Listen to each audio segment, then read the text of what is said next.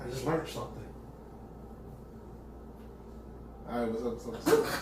Oh, I'm sorry. We good? We can let it go. He did that. It's just gonna keep recording anyway. I'm not gonna stop. Oh shit. That face like that. Welcome myself back to Welcome back.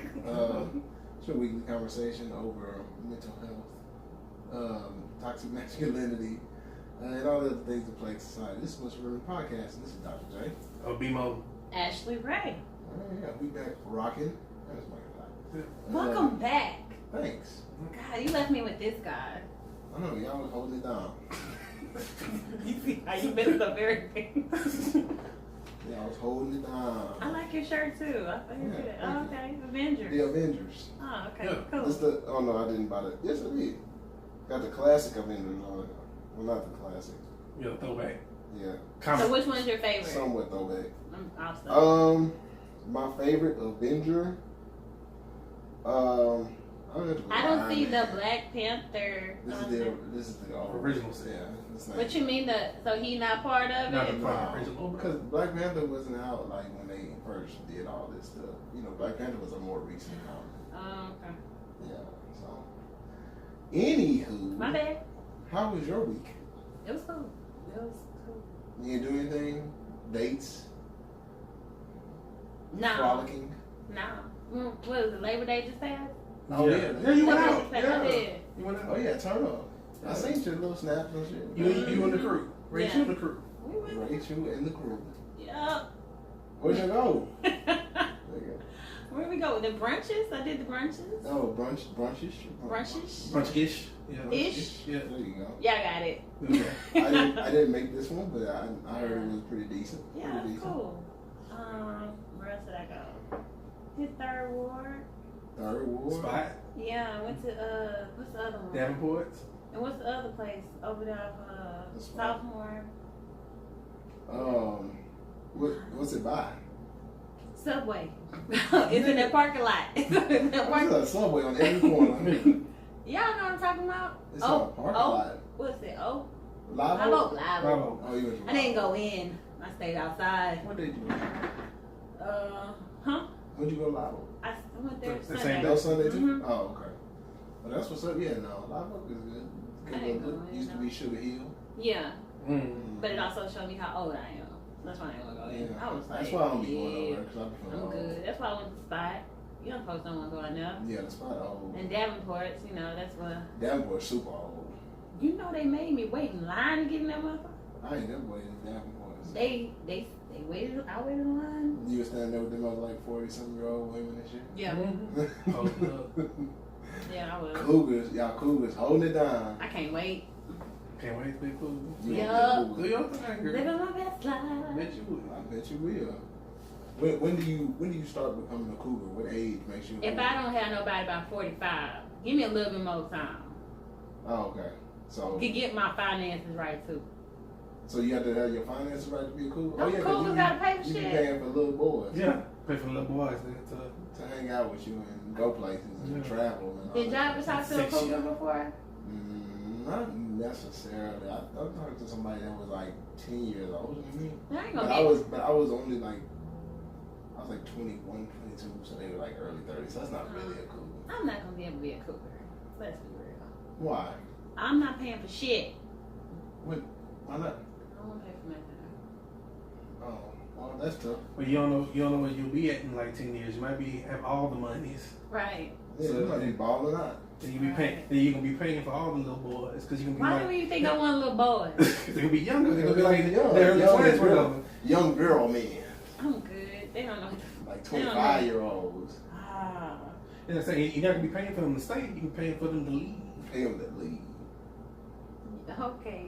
Yeah, because you be like, I'm done with you, little boy. Don't know about your business. Anyway, it is cuffing season. Yeah. I'm not focused on that. I'm just trying to stay in the game, coach. Get you one. Get you one. Yeah. Get you cup. Get yourself I'm doing cuffed pretty up. well.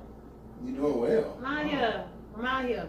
Got you a little You know what draft. I'm saying? We doing pretty well out here. Got a nice draft going. We're looking pretty like we'll see where it goes. Is it a rebuilding season? What you mean by that? Like, do you have any veterans on the team? Hell no. We all new. Yeah. We Fresh were start. Okay. right. Get you some rookies. Yeah. I'm saying you had that one prime time player. Yeah. What you mean? First round draft. So you had that first round draft pick. You know what I'm saying? You have all these little people in your ear or whatever, but you get that one draft pick, that one franchise change. I got about 3. I was like, Oh. okay. No, Mm-hmm. So she got her starting lineup coming up. She be lying. She be lying. She I said that shit last year, and I was nowhere near. I'm good. She lying for the gram right now. She probably got that one dude that's working himself up. Anyway. She got one starter. One starter. She's trying to act. She's like trying to sell her team to other people. Jerry Maguire. she got that one Cuba Gooding Jr. That show me the money. Yeah, the Quan. Do you know the meaning of Quan? He told you that? Okay. What's the You'll meaning? find out. What's the meaning? What's the What does that meaning? mean? Yeah, no, you'll find out when you're supposed to know. You'll find out. You'll know. When you need to know, you'll know. Pretty much. Anyway, how was the rest of it? How was your week? They show you the Quan. No, it was fine. I really didn't do too much. I did go out to Baybrook Mall. And they, Small. yeah, no, they have like the whole city center set up now Yep. and everything They like do that. the same thing. Yeah, with the whole nightlife and everything else. Bar Louise. Yeah, All that. That's good too stuff. far. I went out to Bar Louis. No, it's not. I mean, it's not that far from there. For like about 20 minutes. Quick little drive. Yeah. Okay. So if you're in the Houston area, you just want to kind of get away. You want to go out to city center. You can go right there to Baybrook. Go out to Baybrook. Get your little duck off spot for your little side piece. Oh, see, I ain't saying that. Look at Ashley. like she got a side piece. Damn. You just on a mission to fuck yourself, ain't you? Right. I'm sorry. Yeah. Anyway. So Labor Day just passed. I don't think I did anything at all. Well, I'm back in football. That's why I wasn't recording last time. And so I was kind of chilling for Labor Day. Well, other than going to work and having practice and all that kind of stuff, and then putting out the podcast on that Monday. But I haven't really been that's my whole life now. Is I be at work. Coaching. I'll be there. Like last night, I went home at 1 in the morning from Friday Night Lights games, and then today I was at work all morning. I didn't get over here till 2 something. So my whole week has been football. So if you have any football questions, I'm free to answer those as well as counseling questions now. I know everything about defenses, 4-2-5, 4-3s. I know coverages, cover 3. So you need help with your fantasy team and have them look at the squad. I know y'all happy football season. Special solo. Yeah, gamble time. My phone dry. Draft season. Because football on. Yeah, pretty much. Yeah, well, I mean, you should just get into football, then you can discuss football. It's cool. I'd rather be at the game. I don't like watching it at home. I mean, either one is cool with me. I mean, of course, I'd rather be in person for anything. It's like I can watch baseball even when I'm in person. I don't even like baseball. I don't like baseball. Yeah, but if I'm in person, I go to a game. It's cool. I can't stay there Get a couple long. beers and chill for But that's the thing. I like to watch the pro game at home because I have you have an investment in your team type thing, whatever. But I like going to the college games more for the atmosphere, like being in person. Yeah, college games are fun. Yeah, so. Yeah, I figured deal that. But moving right along, ladies and gentlemen, our main segment for today is going to be our Check Yourself segment. So for the Check Yourself segment today, we wanted to discuss, because there's a lot of stuff going on with there's the Nike thing. I mean, we're going to kind of get into all of it later on. We'll get to the line by segment, but a lot of the things that we notice is that people seem to want to feel marginalized. And I mean, it's not necessarily, I'm not going to say people aren't marginalized, but it's like people, it's become what do they call it? An oppression Olympics. Like people are even if you're not oppressed, you want to feel like you are. So the example that we use for that is okay, so this week, Colin Kaepernick became the face of Nike's Just Do It campaign. And it had, his face on the middle of the campaign, black and white, believe in something, even if it means sacrificing everything. And it kind of got people a little bit perturbed. Which people? Copy paper people. The people not of color. Cotton paper people. I'm good. I've heard a lot of words. Copy paper. A lot of people do this. They be like, they do the hand thing. You know how they This complexion. Yeah, I'm like, yeah. You know how black people, you be at work, you be like, was it us? Yeah. It was It was us, girl. It was us. It's not us. Not us. Them. Okay, You know them. How'd you feel about it when you seen? When I saw the ad, Yeah. I thought the ad was cool. Me too. Like, it seemed like, and it came on the heels of the Serena ad, Yeah. which was real cool. It's like the ad, the commercial and everything else was that they did for it was good. Where they didn't even need him, he just made it more spicy. Yeah. And a little spice to it. Yeah. Like I feel like, and you know, there was a whole debate about this online too, about how they kind of used it as a catalyst for the campaign. Yeah. You know what I'm saying? So like you said, they could have done the commercials and everything. The whole campaign could have been done without Colin Kaepernick. Because the voiceover he did, anybody, they could have got Morgan Freeman to read or something like that, and it would have been great. Because I don't even like his voice on it really. Yeah. I just think that him being on it makes it cool. But like they used it, that controversy as like a stepping stone for the whole campaign, and I'm not mad at it. And I was saying that like online, a lot of people were like, "See, that's part of the problem." What's the problem? Nike trying to use black people for personal profit and Who said kind of that? stuff. Was it our people? Us. It was us. It was us. Somebody else us, said but it something was- like, "Well, he brought revenue in because everybody's buying his jersey last year." Yeah, he did. I mean, and Nike sponsors the NFL, so like a lot of those NFL jerseys don't have Nike on them anyway. So like, if Colin Kaepernick is selling jerseys and they Nike jerseys, I mean, and he has. I think his was the top one that was selling though. Yeah, during the controversy, Yeah. it was. Yeah, everybody was buying it. My issue with the whole thing with the controversy is I just mad how it kind of divides people to the point where like people was cutting up Nike socks and all this other stuff. But it's kind of be like, why do y'all feel like y'all the only people that buy it? Right. Or y'all the main people that buy it? Yeah. I guess these people feel like, the people that are upset feel like their dollar is just that powerful that nobody ever wants to lose it. Yeah. And I don't think, and getting to the point of what we're talking about, just the whole being marginalized thing, I don't think that people realize how much of a minority the majority is. Yeah. If that makes sense. So like, the white people are the majority. I mean, they tend to be the majority in America. But if you compare the other races and put them all together, it kind of makes the minorities the majority.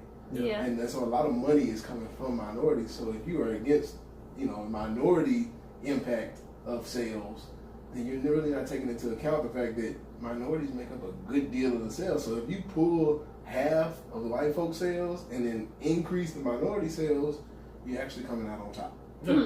So like, I don't understand why people think, oh yeah, well, wait till I pull my dollars out of here. Nobody gives a damn. Because the funny part about it, like they say, like people going to the games, the majority of people that goes to the game are white people compared to minorities. Yeah. They go to White actual males. place to the game. Yeah. But the people that buy the most merchandise are minorities. Right. Yeah. You know what I'm saying? They sit at home with their jerseys on and shoes and all this other stuff like that. So like I say, when it comes like to the whole marginalizing, people feeling marginalized, they feel marginalized because, like you say, they feel like, well, hey, my dollar means something. If I take it away, that you're going to go to a downfall. But who told you that your dollar means more than these other people's dollar?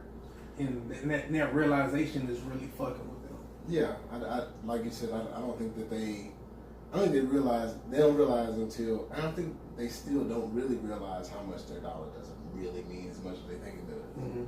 So I guess what we need to explore is, what is the definition of like being marginalized? Because I think it's a word that gets thrown around a lot now, because like I said, at times I feel like we're almost in an oppression Olympics where everybody's like, well, no, we have it worse off than you, or we have it worse off than you. Mm-hmm. So the term marginalized or marginalization or however you want to call it, it comes up a lot. So what is your understanding of being marginalized? Y'all just taught me that. Well, no, not looking up for these purposes. What I just that's all we really discuss. Yeah, to get the basics. Like I said, you hear people say it all the time. But the gist of it, whatever, and the definition of it is to make somebody or make a certain class of people, whatever, feel insignificant. Right. So if that, and that's like the real definition. Yeah.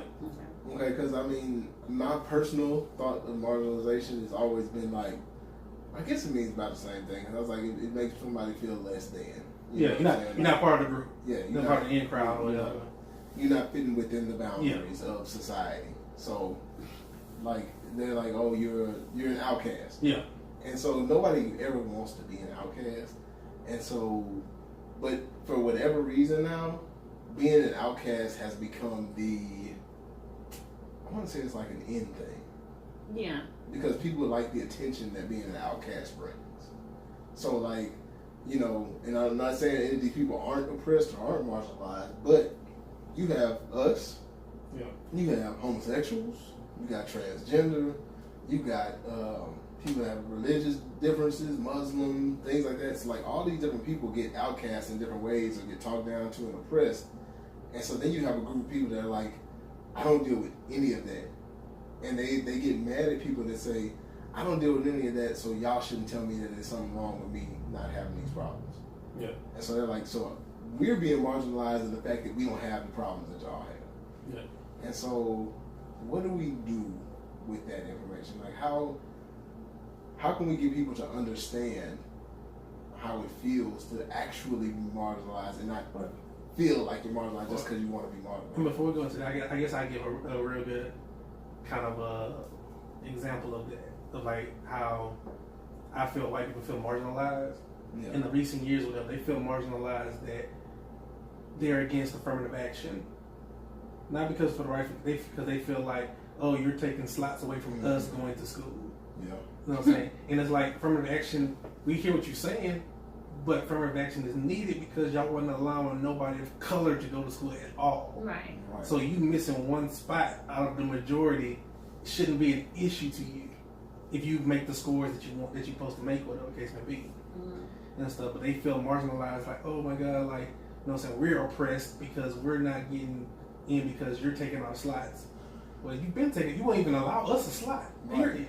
So, and yeah, like you said, that they want to use that as a basis. They want to say, hey, you know, y'all are taking all the good spots out of the classes and stuff like that, but just like there's 10 spots. Yeah. Y'all take all of them. And then so they like, okay, well, this 10th spot right here, this person and this minority have the exact same qualifications. How about we slide this minority in, because we weren't going to let them in the beginning. Yeah. So let's go ahead and slide them in. So y'all still get the other 9. Right. Just let us have this one. Yeah. No, we can't have that. Yeah. We should get all 10 if we feel like we should have all 10. If we should get all 10 because we feel like we've done the work. Well, if that's the case, there's other people of color that are better than some of the 10 that you have. Right. But y'all won't let those people in. And the funny thing is that in most cases, like the people that have gotten the spots that they've gotten, especially like the thing that happened in UT a few years ago with the Supreme Court case and with Amy, whatever her name was. Yeah. So like the whole thing that happened there was, you know, the person that got in actually was better qualified. Yeah. And so people want to claim, oh, affirmative action, blah, blah, blah. But like in reality, it's like, no, like these people they may be minorities, but they're actually better than you. And I think that that's hard for some people to accept. Yeah.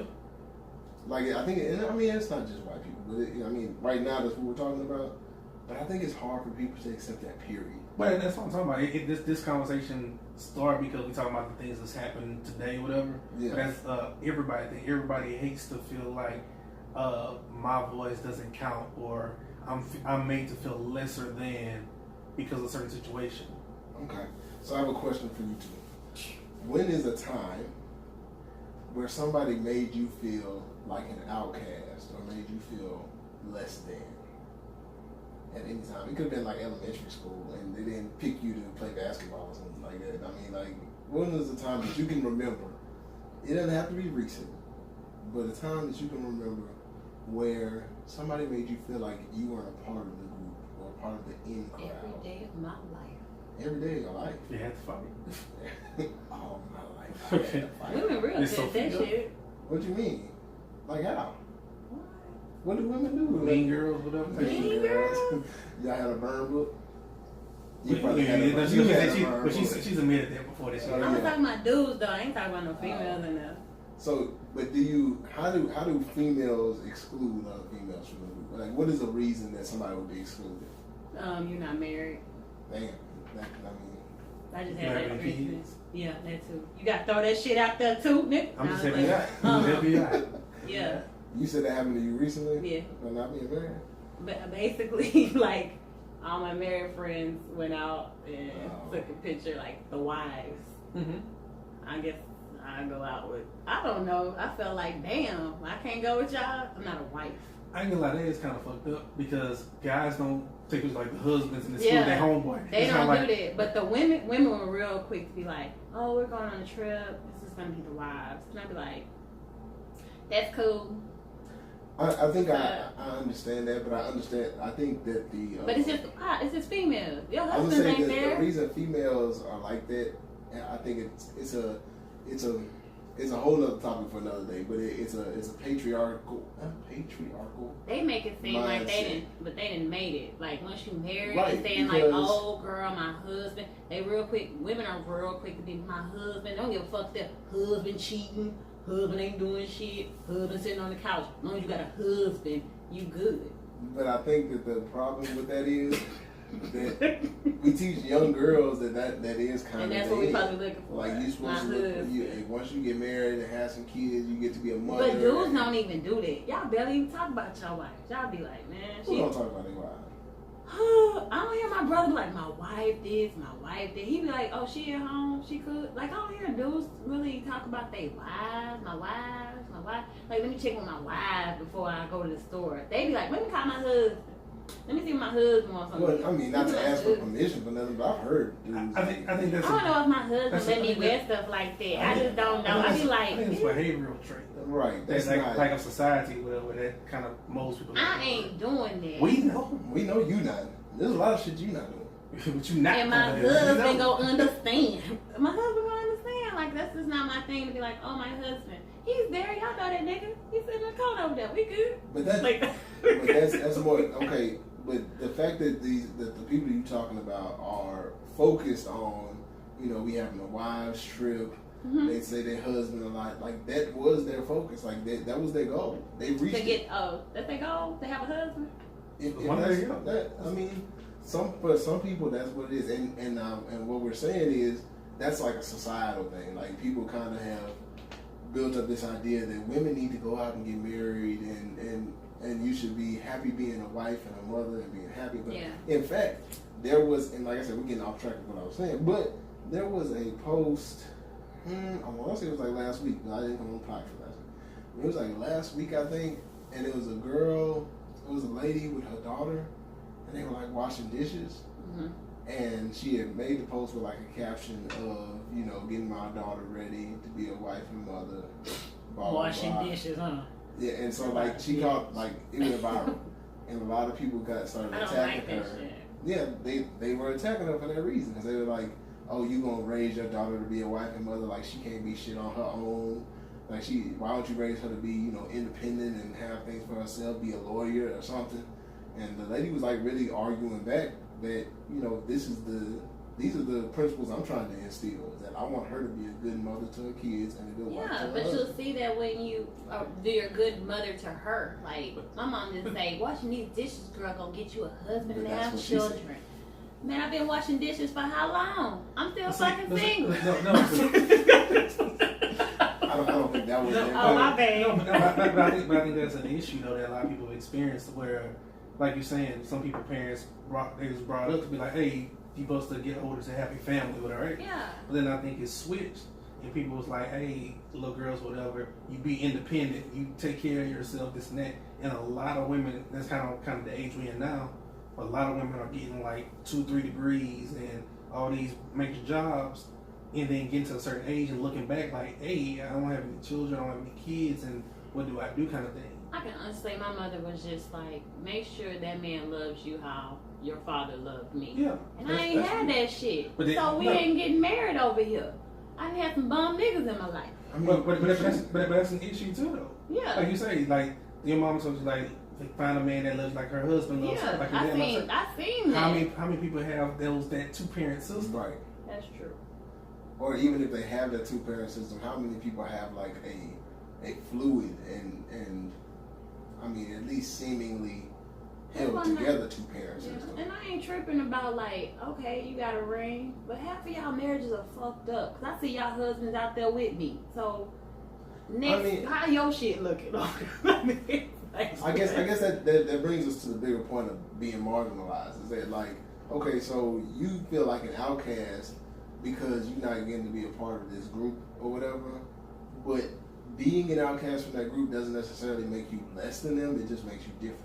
Yeah. Because at the end of the day, like you saying, you're not bothered by that, right? No. But apparently, like you say, some of them. But don't think I'm bothered because I said something about it. But that's just that's my thing, though. It is. Like you're saying, a lot of them are in fucked up marriages, whatever case yeah. may be. But they feared being marginalized, so they jumped into something to feel like, be like, hey, exactly. I'm in this marriage now, so I have this title, even though I'm not fucking happy. But you can never exclude me. But I got one on you. I'm a wife and they're you're not. They're in a group that you're not. Right. Even if it, like you said, like Watch was saying, that even if they're miserable, like at least we are miserable together. But right? We can all discuss they're all not misery. Yeah.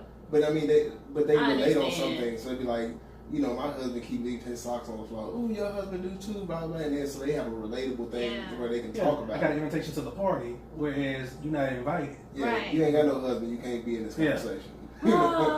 But you wouldn't understand. And so, and sometimes it makes you feel some type of way to be like, okay, I mean, why can't I just join y'all? I mean, I understand y'all have y'all's little group. Why can't I be a part of that? So, how that translates is, you're not the only single person. Mm-hmm. There's a whole bunch of them. There's a whole bunch of single people. So we should have a group and be like, single ladies. Wait, let me take this to you. You're gonna jump on your ass. Here we go. Okay. Nah, no single ladies. I can't take a picture of it. No, what I'm saying, like, just to say that there's a lot of single people out there, and a lot of single people, you know, live their lives how they do it. And then they have groups of people that are like married, like you said, your friends that are married, they always relate to one another. And it makes you kind of feel like you're an outcast to their group. You're not an outcast because there's plenty of single people. And so in your mind, you're like, well, shit, if they got their own little group, I should have my own little group of single people, right? So now we're going to translate that, make it analogous to white people and black people. You gonna stop using all these big words today. I use big words so that people can learn it. Take my time to respect. Take it. I'm Googling shit. No, analogous. So you know what an analogy is, right? Yeah. Okay, so it's an analogy. So like, you know, such and such is like such and such. Yeah. So this is you being single and people having a married club kind of is analogous to black people having their group of friends. Okay. It's black people together. They all have no oppressions that they've gone through together. Be like, oh yeah, girl, we did this thing. You know how people be tripping, blah blah blah. Then you have white people. There's plenty of white people out there. So if they wanted to, they can just talk to other white people. But now they're not a part of that group that gets to talk about black stuff.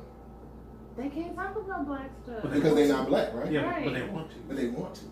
Why do you want to talk about black stuff? They want to be included. Why do you want to be? Why do you feel like you should still be a part of the conversation with your married friend? I didn't think I would be part of the conversation, but y'all do a lot of stuff together and exclude me. Are they excluding you because of who you are as a person, or is it just because they're already married? Probably who I don't know. It could be both. It could be because of how I am as a person too. But that's my like, that's my point. Bitch, right, you can't come. You too. I think for this argument, whatever, I think it's twofold. Like this in a situation will be excluded because you're not married, right? Oh, we're the wives club over here and stuff. You're not married, this and that. But we're also excluding you because it's a wives club. We don't want your single ass around us telling how you live in your life because we in situations that we really don't like. That's life. Right. But that shit, I was like, I don't do that. Like, no. Because they look at you like, they're like, some of them, I'll be like, y'all are miserable. Because they'll hate, you have a group of people that will hate on you for stuff that you're doing because they want to do it themselves. And I had that too. They'd be like, do you really think you should be going out to those places And I'd be like, you really happy in your damn marriage? That nigga ain't working. Right. It's the And so you could be talking about what they may not want to hear. Okay, so they in their marriages, they're not really necessarily happy about it. I mean, because I'm not saying that everybody in marriage is miserable, but like let's say they in marriage and they have some miserable things about marriage that they relate to other married people on. And then here you come talking about shit. I went to brunch yesterday. I had me some drinks. I went out, then I went home. I went straight to bed. I didn't have to worry about nobody. You know what I'm saying? And so your life sounds wonderful to them. They don't want to hear that shit because they got to deal with what they dealing with. I understand, but damn, I got it. Okay, whatever. But I'm not saying anything wrong with what you're doing. And what I'm saying is we're gonna make that comparison to this marginalized conversation. I get it. So I should allow white people to come in and talk about black issues. No, white people should understand that they can't be a part of that because they just don't understand. We don't want to hear about how great their life is while we dealing with our shit. I'm not joining the whites club. Like I'm cool. But, and because you're cool with that, there's white people that are cool with not being with black people too. But there's other black people that are like, why can't we say all lives matter instead of just black lives matter? So we want to be included too. Yeah. When the situation is pointed just to black people, your ass ain't getting pulled over for those dumb shit. And then that argument is funny as hell to me because it's like, oh, we can include you. Just, you know what I'm saying, white people start getting murdered every day, like unarmed and shit like that. We're not the equal. That's what I'm talking about. Do you want to be a part of it? Do you want to be all lives matter?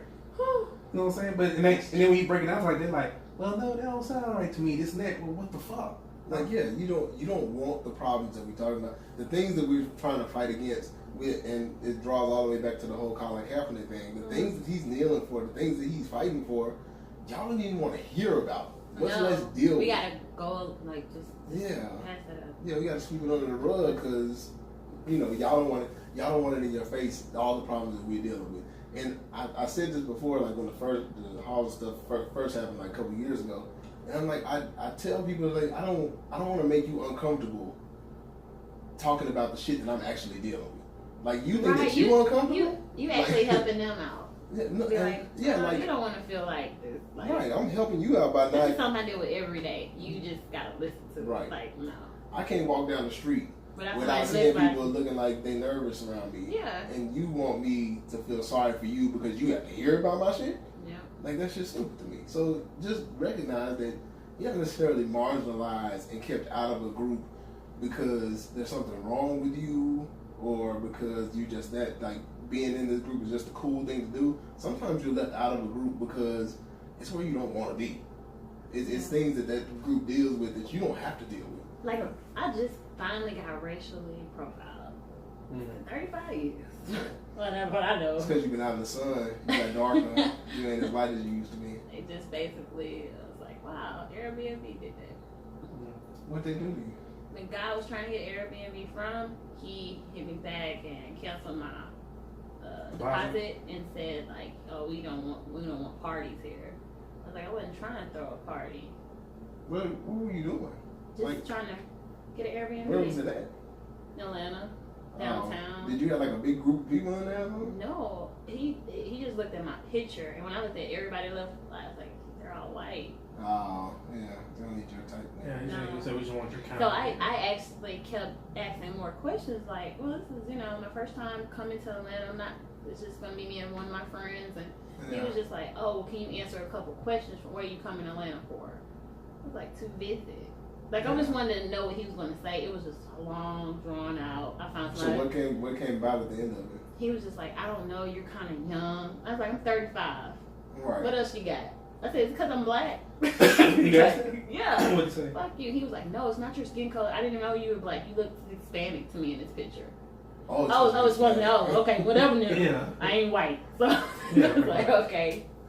Like, never mind, sir. They want you having no fiestas in there. No parties. Quinceañeras. I was like, damn, fuck your place. And I'm going to drive by that motherfucker up. Like, hey, stop right here. You do look kind of Puerto Rican sometimes. I mean, I had the good curly wig on in that picture. I was leaning to the side.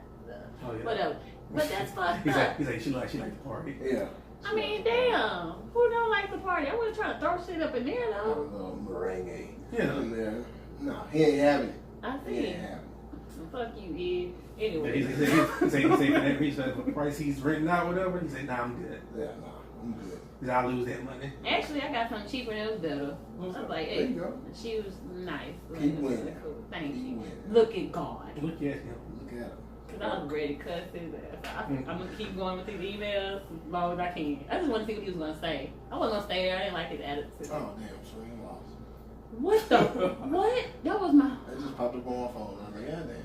Well, anyway. Well, that's how it be. They say the youngest person, every time they face like an age difference like that, she looked young as hell. Like, she looked young. Yeah. Young and fresh. Well, before y'all get too deep in that, we can go ahead and switch the topic. Oh, so the end of your check-in set was just, we kind of one of those, I mean, the thing that you should take away from that is, being marginalized isn't necessarily always a bad thing, but don't hope to be marginalized. No, I don't never want to hope that. I just see, it does happen. No, and I'm not even talking about you, Ash. I'm just talking about it. I'm just saying, I know. I'm just taking it as me.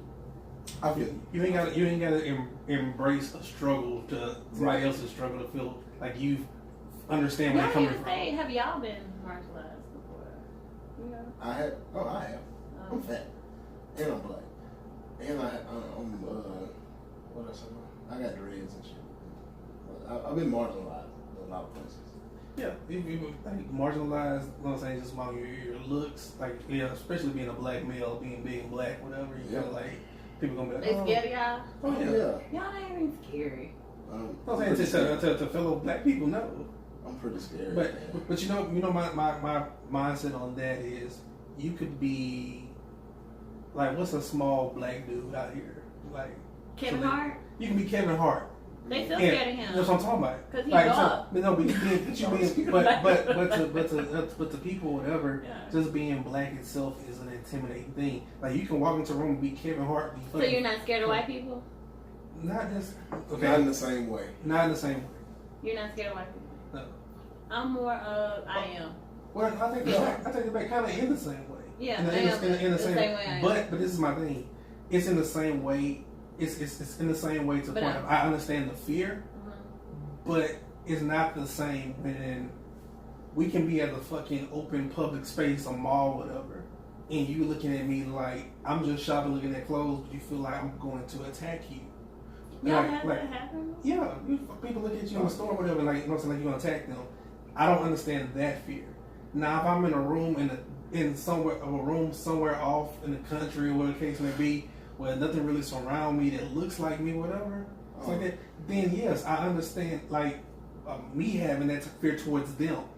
Because I feel like I'm outnumbered. Like, if they was all in a club, when there's nothing but black people there, it's like they one white person by themselves. But it be some white people like that, and I be wondering, how are we so accepting of you to come in here, but let us go somewhere, and they'll all look like, wait a minute, what's this black person doing? Because we're just more accepted as a people. Well, we understand, like you say, that goes back to the marginalization. We understand how they feel. My homegirl say, I see you see her coming in here. Like, we was at Girls one time. White girl came. She was the only white girl in there. You could pick her out. Mm-hmm. Right. I was like, you see how she willingly coming in here and ain't nobody messing with her. I can't go. I bet you somebody's going to say, I like your hair, or they're going to pinpoint I'm black in that bitch. Right. And make me feel uncomfortable. Like, but it's like what I said. We understand how that feels because everywhere we go, we've had an experience like that. So when people come into our areas, we want to make them feel comfortable because we know how it feels to be uncomfortable. Yeah, okay. Just think about the black family dynamic. When somebody comes over to the house that's not family, everybody in the house will make them feel like family. Some black families. Some. But the majority, I say the majority. Yeah, you're right. You know what I'm saying? So that's how we embrace, because we feel like you even stepping in here, you have taken a big step, like kind of you have some confidence, whatever. Yeah. But you taking like, you can't come in this bitch scared. But you're embracing whatever we're doing in here. Yeah. So we respect that. It's a respect issue. Whereas we go into a space where like we be like, I already know half this room don't respect why the hell I'm here. Nope. Right. You know, and they wonder why the hell I'm here. Do you even listen to this type of music? I had that happen to me. Yeah. I was like, are you serious? Yeah. I mean, and like I said, it's understanding that being an outcast ain't cool. And so when situations come where you can make somebody comfortable, black people tend to make people comfortable. But at the same time, like I said, to end this segment, just make sure that you understand that like Washa, you don't have to match people's struggle. You can have your own thing, have your own club, whatever, but you don't have to match somebody else's club. Just because somebody else is doing something doesn't mean you have to do something parallel to it. And that's what we was having to take away for that. Okay, so moving on. I like that. So the line about segment for today, there's a lot of stuff went on in the past past day. But white people had a big week. White people had a big week. Yeah. And like the week just climaxed on like Friday. Yeah. Friday just everything turned up and it just went crazy. So I mean, what was one of the things that went on? We can work backwards, we gonna work forwards. Is Eminem's thing forward backwards? That's Y'all gotta tell me about. Okay. Eminem and what's the boy? Machine Gun Kelly. Machine Gun Kelly, MGK. That was towards the middle of the week. Okay. Yeah, it started because he dropped the album like last week. Last Friday. Yeah, last Friday he dropped the album, and then it escalated going into the beginning of the week. Yeah. Did so y'all apparently, listen I haven't listened to I it. was so sorry. He kind of go hard. Okay, I heard they were like. Yeah, they said it's like the old Eminem. Yeah. Oh really? Yeah, but then like I said, he's talking about everybody. Yeah. All the white rappers. No, he's going at everybody. Everybody. What you mean? Like he talking shit to everybody. Like pretty much like the new generation of mama rappers, whatever. Good. But he's talking shit to everybody, and so people are starting to, I guess, respond. And the big response was Machine Gun Kelly, who is a white rapper out of Cleveland, Ohio, and he signed with, I think he signed with Diddy. Yeah. He signed to Diddy's label. I haven't seen him put out nothing in a long time. No, I just remember that one song. What song? I'm a Wild Boy. Yeah, Wild Boy. I was I trying like to remember what song it was. When I saw him, I was like, I remember this dude. Yeah. I can't remember what song it was. But you signed to Diddy, you always get one hit, you out. Diddy don't believe in putting his arms out. So I would never sign to Diddy if I thought I was hot. No. But anyway, that's a whole nother story. Anyway, so he came out with a disc, and his disc ended up being like really good. And who came up with? Machine Gun Kelly? Machine Gun Kelly. This was pretty good. It was good?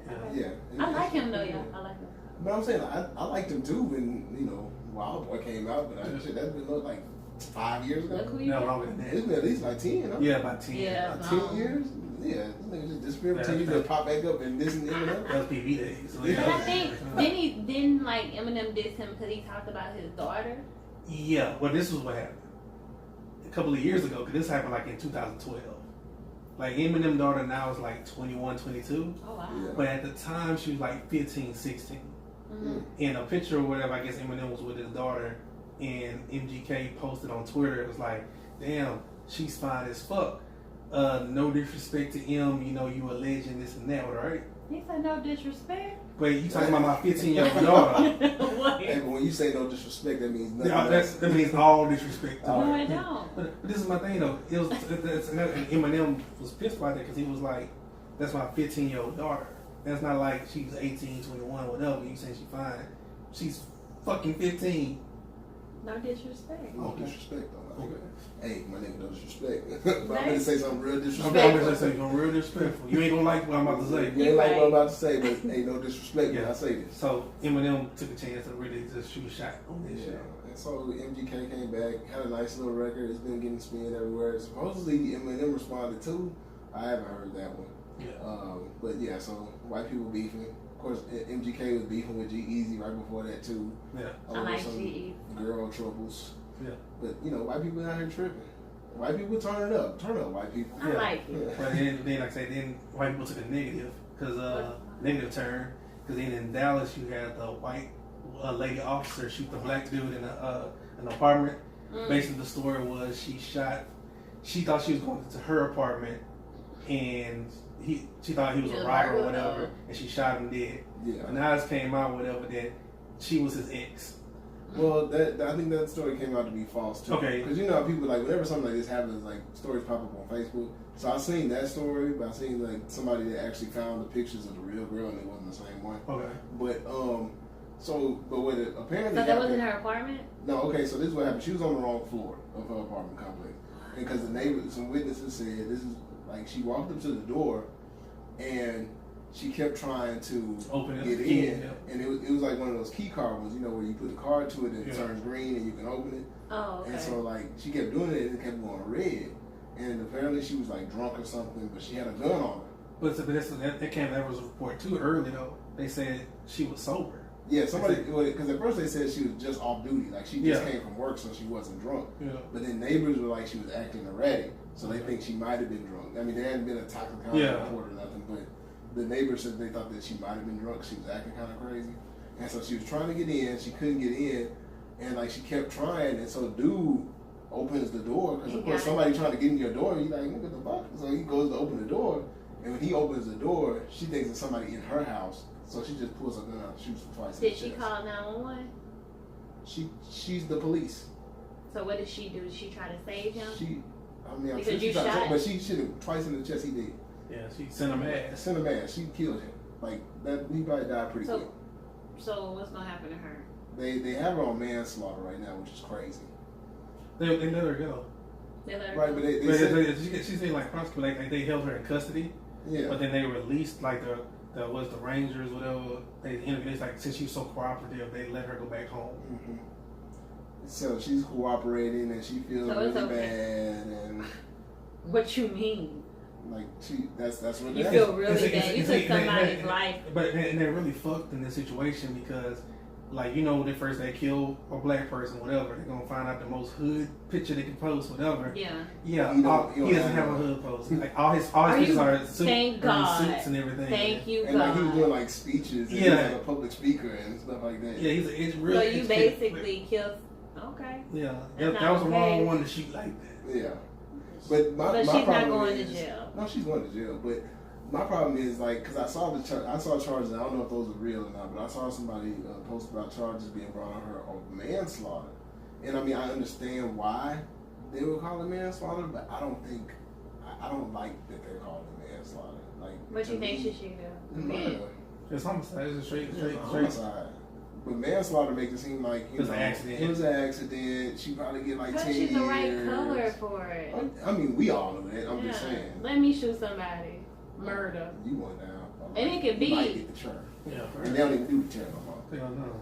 They're gonna bring it back. It's a flashback Friday. This is Dallas. Or is it Dallas? This is Dallas. Yeah. But yeah, now that's scary though. I don't think I would open the door. I'm a grown ass black man and a white woman at my door. You gonna open the door, huh? Oh, you should be. She got shot. Now you gonna be. So now y'all gonna open that goddamn door. Yeah, now I'm nervous. I'm not opening no door. I'm calling the police now. Make sure somebody. She was the police. Hey, y'all better come get y'all people outside. I bet she was drunk. How the fuck you don't know that's not your door? Right. That's what I'm saying, and that's why I believe the drunk story, because I believe going to a door, being drunk, trying to open it, and then somebody saying, "Nigga, the fuck you doing at my door?" I done went to the wrong car before and tried to open that bitch. No, I've done that. I've done that. I've done that sober, and I've also done it here. I went sober, like, because you have something on your mind. Yeah. And I was stopped at the second floor. I was on the phone. Yeah, I was stopped at the second floor, and I was turning the key like, shit, my shit won't work. And I looked and like, oh, you crazy? Don't do that. Oh no, I just quietly went up the stairs. I done ran. But I'm saying, like, she don't have to be drunk with her. Like, she could have been, her mind been on something else, whatever the case may be. But you heard the shot? Yeah, you're right. Okay. Yeah, she could have been just, zoned out. Yeah. And you just, because I know I've done that going home, going through the motions. Yeah. Like, you know where to go. Yeah. Muscle memory. Muscle memory. You just doing what you're supposed to do, and then you're like, oh shit, what am I doing? Like, why am I here? Yeah. Yeah. So I guess I can understand that too. But yeah, I mean, why people would.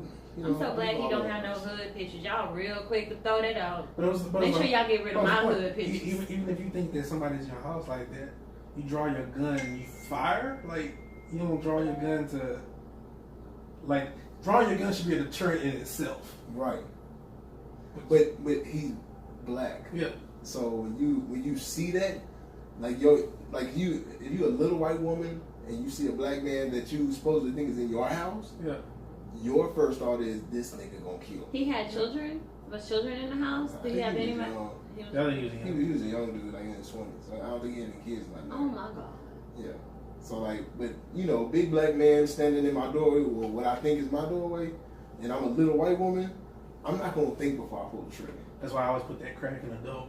You know, if I open my door, I'm not gonna just open it wide open. Right. I'm not opening the door. If I don't know who it is, I'm not opening it. I will say I would open my door. I mean, I wouldn't now that I see this happening. I'm but so scared. Normally, if I see like a little white person at the door, no, I be thinking y'all ain't seen little crazy movies like White Lesbian. What? They're coming to give me type of shit, and everybody coming in. I'm closing the door right back. back. Closing the door, right? I don't know. Somebody's coming for me. And then somebody gonna be on the side, and they gonna put shit in. Call laws with Hey, I'm sure somebody will be here for you soon. I'm not there. I'll be like, they keep knocking. I'm not there. I'll just call the police saying somebody trying to get in my door. Say, run, baby, run, lady, get out of here, shit. But one other thing, I mean, this isn't. I mean, like one other thing that happened with white people was Mac Miller, who was a pretty good white rapper. He used to, he overdosed on Friday. Yeah, Friday. He overdosed Friday. He had been dealing with a lot of stuff. After his breakup with Ariana Grande, but before that though, he had a long history of drugs. I would say he's had drug problems because he's had it in his music before about how he didn't want to ever overdose and that kind of stuff. I think somebody posted a song lyric or something about him talking about people not dying. He don't ever want to die of an overdose because you just get forgotten. And then he died of an overdose on Friday. And he was forgotten by Saturday morning. Oh man, it's tough. Rest in peace, Mac Miller. Yeah, man. Rest in peace, Mac Miller, man. But that Nicki Minaj fight and Cardi B, that's what happened. Yeah. That's what happened. He got forgotten. Actually, yeah, Nicki Minaj and Cardi B fight was the biggest thing that happened. Because then, the Nicki Minaj and Cardi B thing was so big that it overshadowed Mary J. Blige fighting Faith Evans. And I've seen a little piece of that. But y'all know how the Xfinity has your channel goes like a screensaver, and they got it on the side. Yeah. That popped up on it. I was like, really? Cardi B that big? Yeah. Cardi B was fighting at a fashion show. Well, no, the thing is, she fought at New York Fashion Week. Okay, so that wasn't really big. They dresses was bad, but but she took her shoes off. Yeah. So like I say, but Cardi B is mainstream now. Like she's been on she's hosted, I think, the Stephen Colbert show, the late night show. Yeah. She hosted one night and she's been on it 5 times. Yeah, she's done a lot of big I like Cardi B. I mean, she's real, and that's why I think a lot of people like Cardi B is because she's so real. Now, here's the thing. Tone that shit down, though, Cardi. I'm gonna ask you this because I saw a tweet about this when I saw this stuff this morning. Somebody was like, because one person had said that once you have that much money, you don't need to be fighting like that, blah blah blah blah. I mean, because both of them got plenty of money. Yeah. And they fighting at this fashion event or whatever. So the other person was like, it don't matter how much money I have, if I see you and I got a problem, it's gonna be a problem. Yeah. How do y'all feel about that? Like, do you ever think that you'll be at a level where when keeping it real goes wrong? Right. Like that's the definition of that shit. Right. And I feel the same. I don't even have money now, and I'm trying not to fight. And that's how I feel. Like I feel like I'm too old. But no, because people that do that, they always feel like they got nothing to lose. They feel like the disrespect. She got a lot of shit to lose. You have a lot of shit to lose. You take care of your family, so you need shit. Yeah. You just have a baby dog. Because they keep it real. And I know that hood in her, but she young. I don't know. I was young. Well, the reason, because in her yelling back and forth with Nicki, she had said, I let a lot of shit slide that you said because Nicki been talking shit. Because Nicki, ever since Nicki realized that Cardi was taking over her spot, Nicki has been kind of going crazy. And so Cardi said, I let a lot of that shit slide. And then she made the whole Instagram post. Yes. And so she was like, I let all that shit slide until you said something about my child. But at what point do you feel like there's a line drawn in the sand to where you're like, okay, this is what I'll fight for no matter how much money I have or how successful I am? For them to be celebrities, they should be used to people talking about them. They're going to talk about you, your child, everybody, and you just gotta. My thing is with that is I understand her with the child thing, whatever. Yeah, but you can't fight everybody. We're celebrities, right? Right.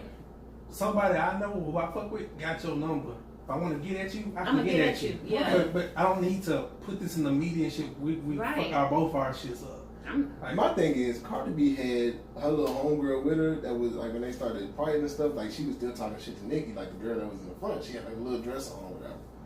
Why didn't she just go fight Nicki and not have Cardi B in it out? Like and I'm not saying that I'm just, just like how Nick Mills was in the car and them niggas was on Jump Safari. Right, like if I got that much money. Yeah, that's how you do it. You got shooters. Like, don't worry. What are you doing? Yeah. All you had to do was Cardi B was smiling that bitch bitch face and I'm gonna catch you later, ho. I'm gonna catch you later. It's like, what's his name said? The dude that was talking to the NFL rookies. Who was talking to the NFL rookies at one time? And he's like, Chris Carter. Chris Carter, he's like, you gotta have a fall guy. You gotta have somebody that's gonna go do that stuff for you. Yeah. Like, but the girl was she just standing there? Yeah, she was there talking shit too, but like Cardi is throwing her shoes and shit, and so they had carried Cardi off, and the other girl still sitting there talking shit to the security and shit like that. And I was like, why not just let her handle all of that? Just let her handle and just bail her out later. Yeah, like you got money. Don't fuck up the money for all of your people because you want to fight over some words. I think that's crazy. Message. Oh my God. Anyway, yeah, so that's black country. My cousin, my cousin. But yeah. So anyway, all this stuff has happened this week, and so keep your head on a swivel. Don't let people talk shit. No, don't fight it. I don't believe in fighting when you got shit to lose. Like we said a second ago, when you got shit to lose, even if you're not a millionaire, I mean, if you got a job, full-time job, and let's say you could get in a fight, you get arrested, they got to spend the night in jail, and then your boss find out that you lose your job. Now you out on your ass. So. Was it worth it? Yeah, is it really worth it? Was it worth it? And then especially if you didn't whoop nobody's ass. Right. Yeah, like, what if you lose? Yeah. You go out there and get your ass whooped and ain't got no job? Your girl might leave you because you got your ass whooped? Now you just stop. Now you just shit all up, man. So, keeping it real goes wrong. Yeah, keeping it real goes wrong. So that's it. That's it for the stuff we're going to talk about for this week. We're going to move right into the Woosah segment. Oh, shit, man. What's the Woosah segment? Oh, okay. So I was on psychology today for whatever reason. And so one of the articles that I ran across was just talking about how you don't want to, the title of it is Hold Your Fire, Try Not to Shoot Down a Trial Balloon. But basically it was talking about kids. And so like when you deal with kids, like a lot of people have kids and they want to push their kids to do certain things. And I guess this topic kind of hit in my head because, like I said, I'm doing high school football. So you end up seeing a lot of people living like vicariously through their kids. And so they'll be like, yeah, my son needs to do this. They pay for camps. They do this and that. Like, he's going to be a great football player. And, like, the kid, you can kind of tell sometimes that they don't want to play football. Even if they're good at it. Yeah. Like, sometimes they're like, I don't even want to do this, but I'm good at it because, I've been doing it my whole life. My parents have paid for trainings on it. And, at this point, I can't quit because they won't let me. Yeah. You know what I'm saying? Like, they want to do, like, I just want to play the cello. Too much invested in your ass now. Yeah. Right. They're like, man, I just want to sit here and play my cello, but my daddy wants me to be a linebacker. And so, like, that's what I got to do. And so, like, what the article was basically talking about was just, like, when you're dealing with kids, or dealing with people in general, really, even dealing with yourself, it's important to not, shoot down the balloons as they're starting to take flight. Because you never know when one is going to be, whatever idea that floats out there may be the one that you actually have passion for, or one that you're going to actually dwell on and actually do something about. So, like, with your kids, you can have, a kid be like, hey, I want to play baseball. You know what, I want to draw. I want to play the piano. They have all these things that they want to do. And, like, people be like, nah, you don't need to be playing no piano. I ain't got time for this shit. And so, like, you shoot down the things the kids want to do because you don't want to have anything to do with it.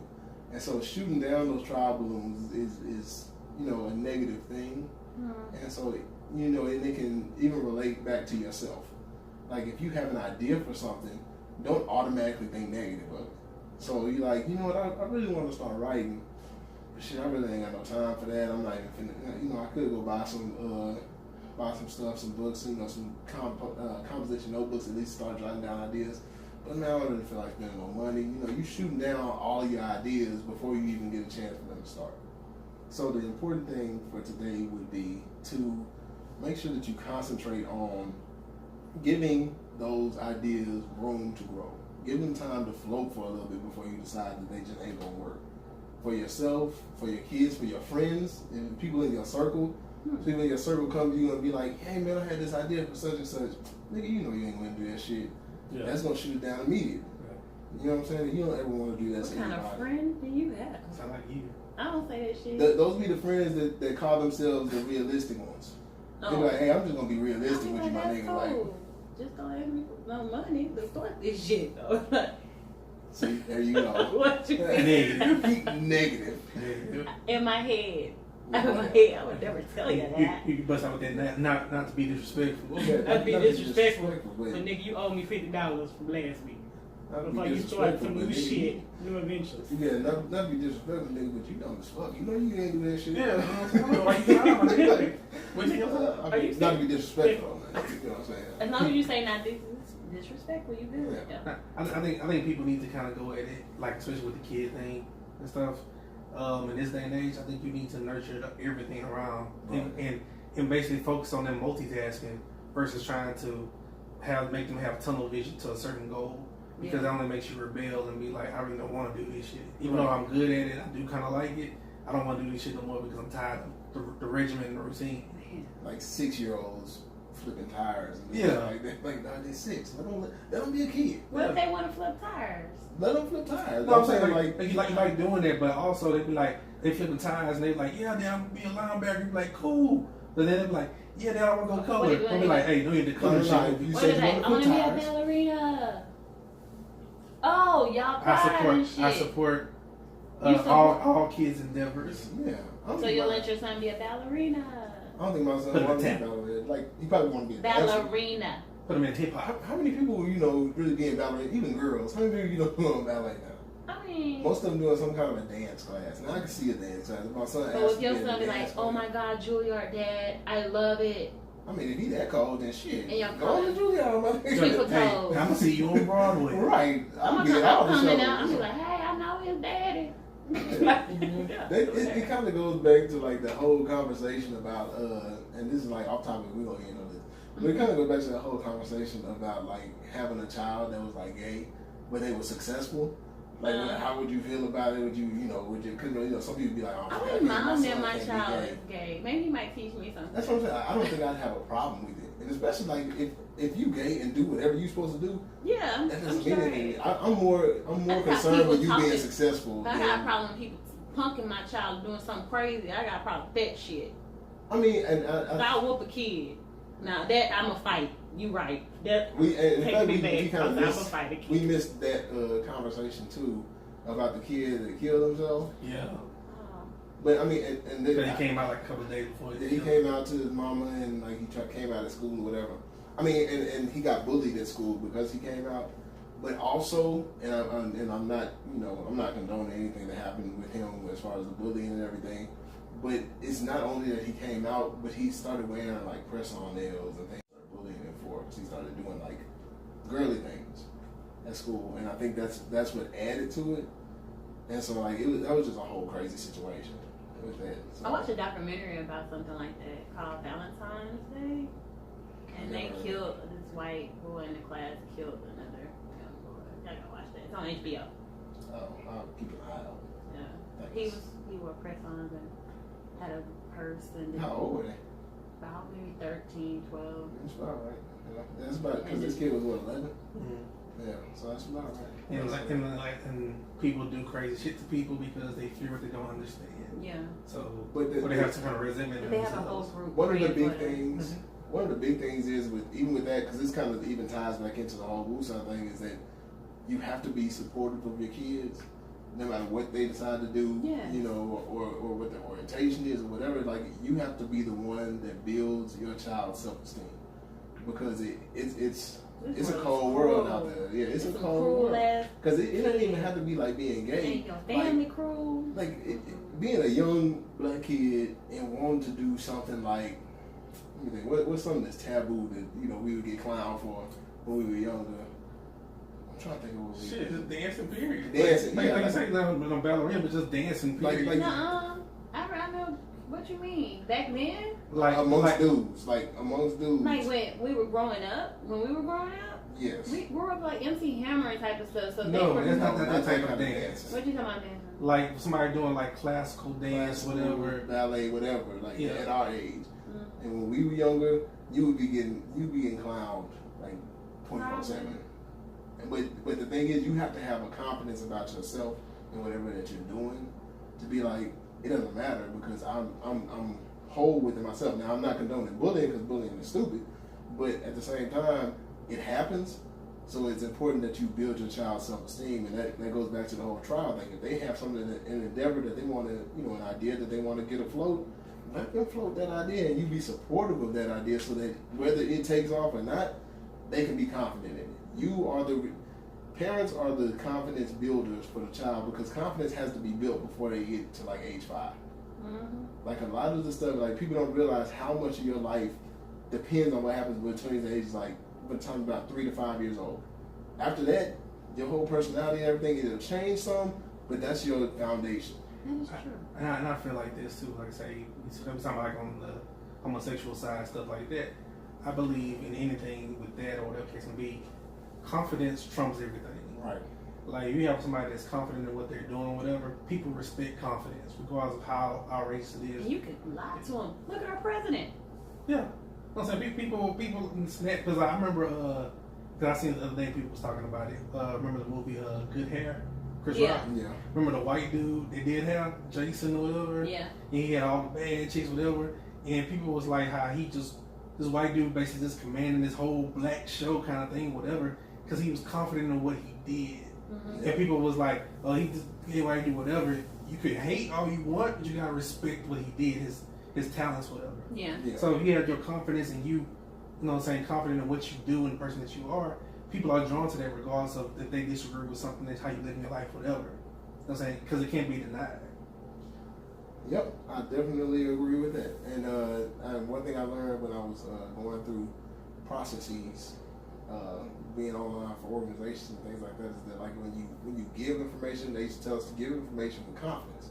It don't matter if you're wrong. Because if I say it with confidence, or if I have confidence about myself, I could still be wrong. Yeah. But people are going to be like, well, I mean, I feel like he's right, because he says it with confidence. Like, if you have confidence in whatever you do, like I said, I know some people that are like homosexual. I know people that were dancers. I know people that were like artists, things like that. But like they were cool, and nobody really messed with them that much, because they were so confident in what they're doing. Like, and I like you people can't, like that. You can't knock somebody that is good. And like you say, dealing with going on online or being on a process or whatever, the way you carry yourself, like say in life, whatever, if you're confident about something, you say something, the person that you're talking to and you're dealing with could be more knowledgeable on a certain subject than you, but the way you address the situation can make them second guess themselves. Right. Because they feel like, damn, he must know what he's talking about, because the way you present yourself, you coming off. Exactly. So, just to take away for the whole Woosah segment is, keep supporting each other, keep supporting your kids, build the confidence level of your child early, but then even in your friends and your circle and your family, keep encouraging and building confidence for everything, no matter what the trial is. I mean, whatever the idea is, let people float with their idea. Let them have it. If they can, you let them have that idea, let them float with that for a minute. Maybe it'll be successful, maybe it won't. But at least you're not going to be the one to try to shoot it down. Don't be the negative person in the situation. Yeah. All right. So, we over an hour now, so anybody got anything else before we get up out of here? I think that's it. You know what I'm saying? Everybody about to do road tripping and shit and travel and stuff, so. Going out of town, I gotta go see Beyonce. Yes, and let go me to, know what my West cousin doing. She looking good though. Coast. Could be Kenya. Yeah, good. They put my love on top, baby. Fourth, fifth cousin or something like Right that. down the line. Yeah. Come on, say her daddy been getting out there, so. What? What you trying to I say? said, her daddy been getting out there, what? Nah. He could be a cousin. Could be. What up, B? Ashley knows. Nah. Y'all, you gonna run on stage? Nah, I don't feel like fighting. But Fine. Ashley, where you going? You going to Atlanta, huh? I'm gonna go to Denver possibly this weekend. Oh, damn, you just traveling. Yeah, right now. Maybe. Shoot, turn up. Turn up. Get some weed and shit. I mean, I don't condone it on type of thing. Those extracurricular activities. I don't know what you're talking about. You just gonna have to do the time in though. Cause it still should be hot, kind of. Well, it should be It was weather right cool now. at night. It said, look at the temperature at night. It was like, it's kind of cool. Yeah. It's like 59. I was Turn like, up. whoa. Yeah. Yeah, I'm gonna try to enjoy myself for a little bit. There you go. That's how they do it. All right, so I guess we're done now. But yeah, so as always, we hope you laughed a little, learned a lot. We hope we have helped you find the remedy to whatever's troubling you. This was the Remedy Podcast. All right, Right. y'all.